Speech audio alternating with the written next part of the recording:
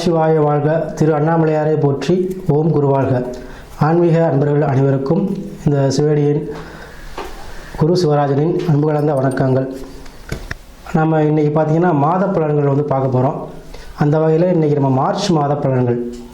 இந்த மார்ச் மாதத்தில் ஒவ்வொரு ராசிக்கும் எப்படியான ஒரு சிறப்பான பலன்களை செய்ய போகுது அப்படிங்கிறத நம்ம இந்த வீடியோவில் பார்க்க இருக்கோம். ஏன்னா மார்ச் மாதம்னு சொன்னீங்கன்னாவே நம்ம அந்த மாசி மாதமும் பங்குனி மாதமும் சேர்ந்து வருது. ஸோ அதனால தான் மார்ச் மாத பலன்களில் போகிறோம். மாத பலன்களில் தமிழ் மாதத்தை விட இப்போ இந்த மார்ச் மாதத்தில் மாசி பங்குனி ரெண்டுமே சேர்ந்து வர்றதுனால நம்ம இந்த மாதம் எப்படி இருக்குன்னு நம்ம வீடியோ நம்ம இன்றைக்கி கொடுக்குறோம்.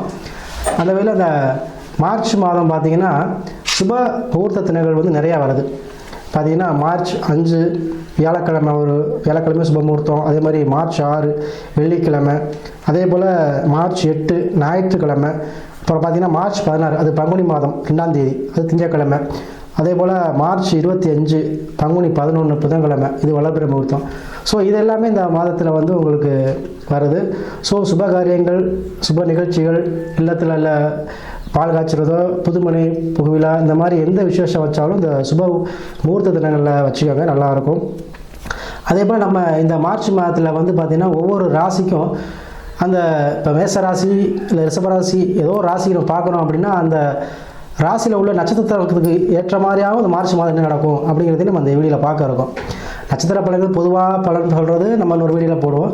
இருந்தாலும் ஷார்ட்டாக இந்த மேச ராசி எடுத்துக்கிட்டிங்க அப்படின்னா மேச ராசியில் உள்ள 3 நட்சத்திரங்களுக்கும் இந்த மாதம் எந்த மாதிரியான பலன்கள் நடக்கும் அப்படிங்கிறதையும் நம்ம இந்த வீடியோவில் தெளிவாக பார்க்க இருக்கோம். ஸோ நம்முடைய சேனலை சப்ஸ்கிரைப் பண்ணாமல் இருக்கவங்க சப்ஸ்கிரைப் பண்ணிக்கோங்க. ஏன்னா அப்போ தான் நம்முடைய வீடியோ உங்களுக்கு தொடர்ச்சியாக வரும்.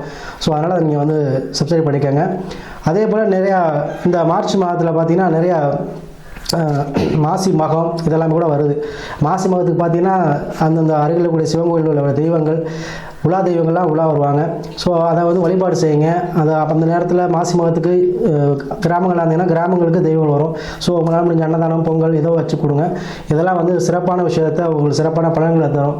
குடும்பத்தில் கஷ்டங்கள், சூழ்நிலைகள், பிரச்சனைகள், இல்லை கணவன் பிரச்சனை எதாக இருந்தாலும் இதை நீங்கள் செஞ்சீங்கன்னா அதாவது நம்மளை தேடி தெய்வம் வரும்போது நம்மளும் இல்லாதவங்களுக்கு நம்ம செய்யணும். அதாவது குறிப்பாக அன்னதானம் செய்யணும்.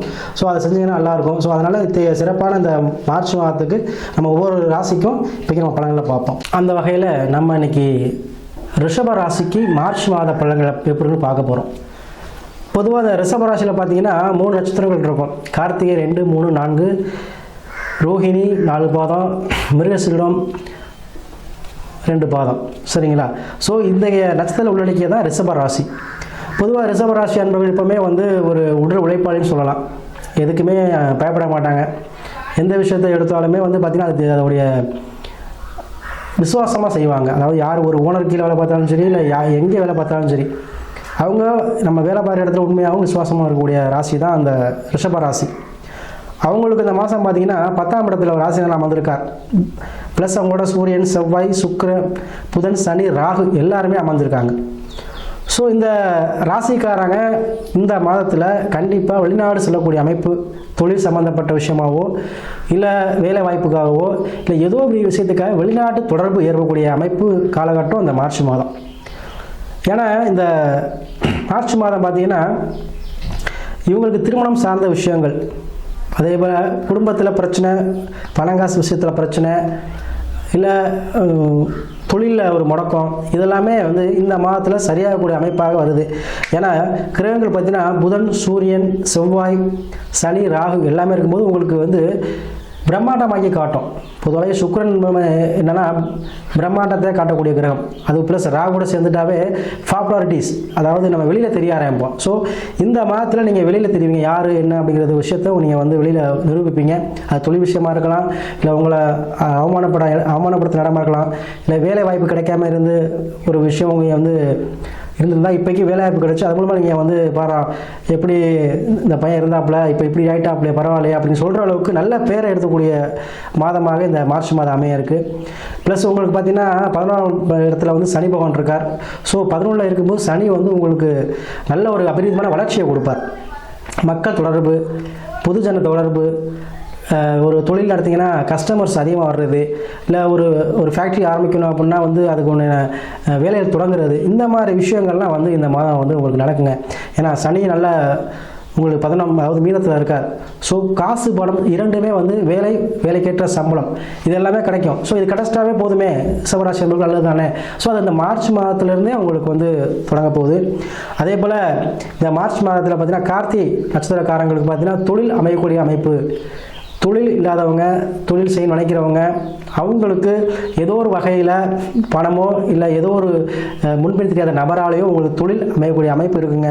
நினச்சிருக்கே நடக்கலை, இந்த மாதம் அந்த மாதிரி தள்ளிகிட்டே போகுது சொல்லக்கூடியவங்களுக்கும் சரி, அதே போல் வெளிநாடு போகணும் அதுக்கு எல்லாமே ரெடி ஆகிடுச்சு ஐபிஎல்னு சொல்லக்கூடியவங்களும் சரி, இந்த மாதம் உங்களுக்கு தொழில் சார்ந்த பிரச்சனைகள், வெளிநாடு சார்ந்த பிரச்சனைகளுக்கு உங்களுக்கு கண்டிப்பாக இந்த மாதம் உங்களுக்கு நல்ல பலனை கொடுக்கும். அதாவது வெளிநாடு போகிறவங்க போயிடுவீங்க, தொழில் ஆரம்பிக்கக்கூடிய அமைப்பில் வருது.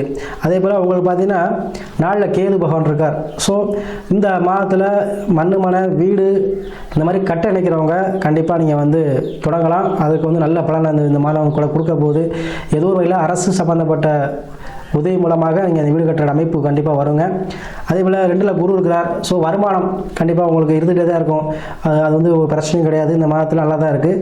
ஸோ இந்த மாதம் பார்த்திங்கன்னா மாசி மாதம் ப்ளஸ் பங்குனி மாதம் 2 சேர்ந்து வரதான மார்ச் மாதம்.